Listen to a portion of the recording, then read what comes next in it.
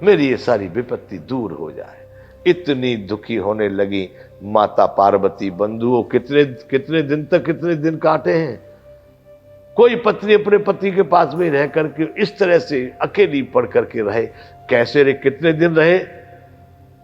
यही विधि दुखित प्रजेश कुमारी, अकथनीय दारुण दुख भारी।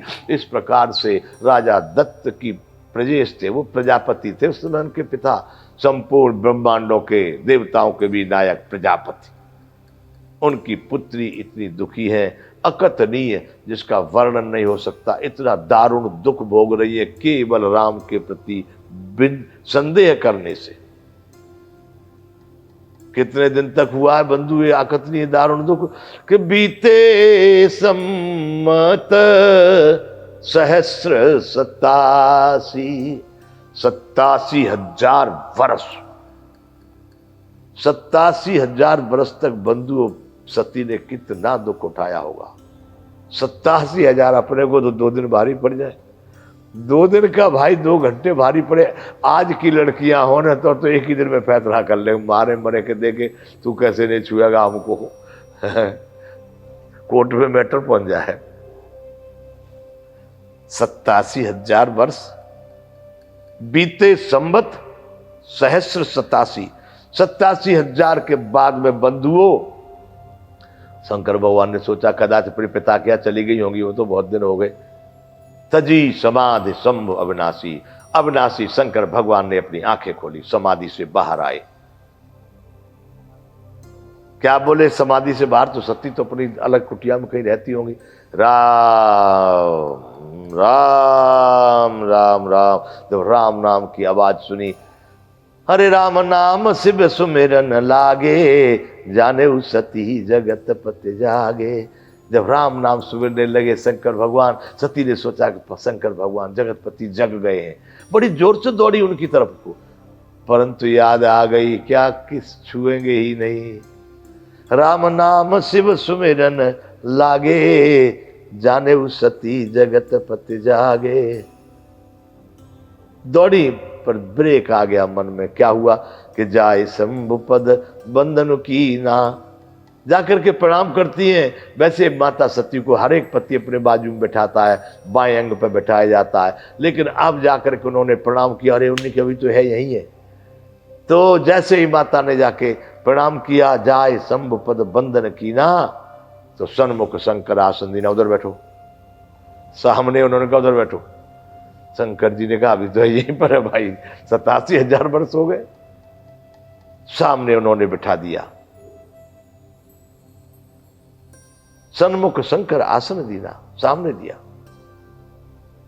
अब राम जी की कथा सुनाने लगे कहन हर कथा रसाला, दक्ष प्रजेश भय ते काला। तुर्यो बंधुओं, इस कथा को गौर से सुनना। उसी समय पर सती जी के पिताजी प्रजापति बने थे। प्रजापति वही थे दक्ष। उन्हीं की 108 कन्या थी, द्वितीय और अदिति और ये सब जितनी थी, ये सब इन्हीं की कन्या थी दक्ष की। और वो बने प्रजापति। देखा विधि विचार सब लायक, दक्ष है कीन प्रजापति नायक। ब्रह्मा जी ने सब तरह से योग्य समझा, विचार करके देखा, अपनी सभा बुलाई और समझा कि दक्ष ही इस समय पर योग्य है, इनको ही प्रजापति बनाया जाए। तो बड़ा अधिकार दक्ष जब पावा, अति अभिमान हृदय तब आवा। जब राजा दक्ष को बड़ा अधिकार मिल गया, सभी देवताओं के ऊपर सब, जैसे लोकसभा का सभापति होता है ना, वो क्या होता है सबका, उस समय पर जब तक उस सीट पर है वो सबका प्रमुख है। ऐसे ही देवताओं का ही सबका प्रमुख कौन होता है? प्रजापति। उस समय पर प्रजापति की जो कारोबार था वो दक्ष के पास था। बड़ा अधिकार दक्ष जब पावा, अति अभिमान हृदय तब आवा। बड़े पद पर पहुंचते राजा दक्ष को बहुत भारी अभिमान हुआ। नहीं को वस जन्मा जगमाही, प्रभुता पाए जाय मदनाही। इस संसार में ऐसा कोई पैदा नहीं हुआ जिसको बड़ा पद मिल जाए और अहंकार ना आवे। प्रभुता पाए जाए मदनाही, ऐसा कोई संसार में दिखाई देता नहीं है। बंधुओं, ये है 60वां दोहा बाल कांड का के दक्ष लिए मुने, बोले सब करन लगे बड़ जाग। नौते सादर सकल सुर, जे पावत मख भाग। दक्ष ने सभी ऋषि मुनियों को आमंत्रित किया और विधि विधान सोचा, बोलिए भाई कैसे बहुत सुपर क्वालिटी का श्रेष्ठ यज्ञ करना है। उनकी राय से बड़ा यज्ञ करने लगे दक्ष प्रजापति। नौते सागर सादर सकल सुर, सभी देवताओं को निमंत्रण दिया गया जो यज्ञ में भागीदार होते हैं। ऐसे सभी देवताओं को दक्ष प्रजापति ने निमंत्रण देकर के बुलाया। किन्नर नाग सिद्ध गंधर्वा, बधुन समेत चले सुर सर्वा। बंधुओं, त्रेता की कहानी है ये।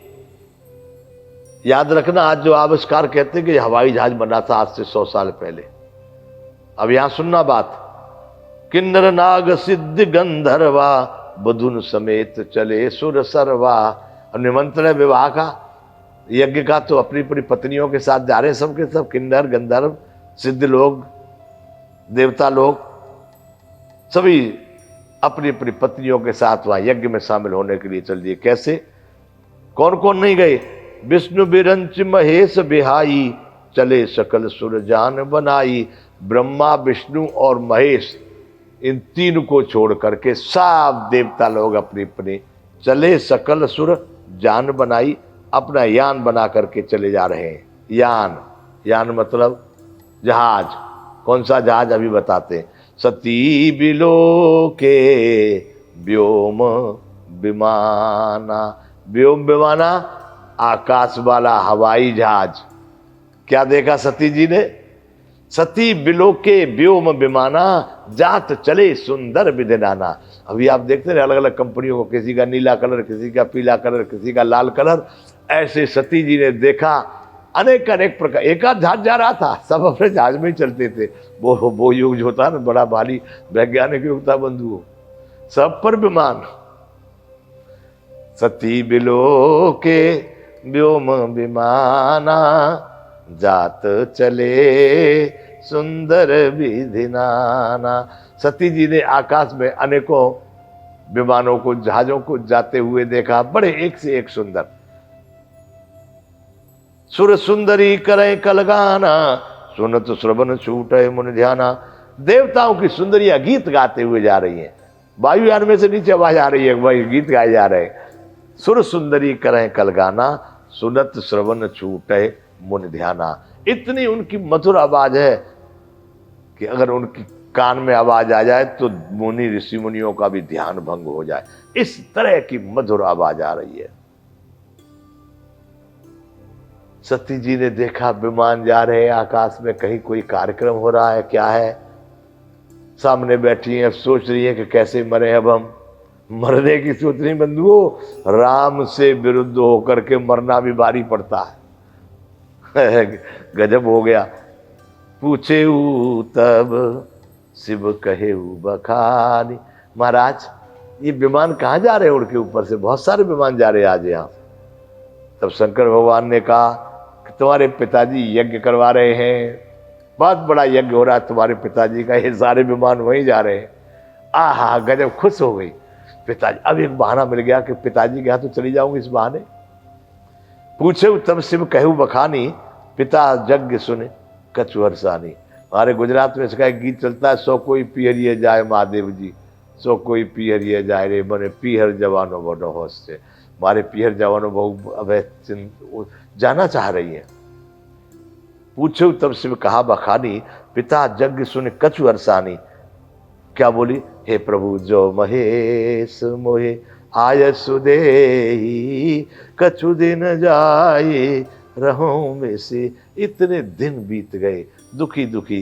पिताजी के यज्ञ सभी बहनें आई, 108 बहनें थी बंधुओं। सब बहनें आई होंगी, रिश्तेदार आए होंगे सब। अगर प्रभु हमको आज्ञा दे दें तो कुछ दिन इसी बहाने अपने पिताजी के यहाँ जाके रहूंगी। कुछ तो दुख, यहाँ तो ये बात कर रहे हैं दूर से, तो वहीं रह लूंगी, कुछ ऐसा अपने मन में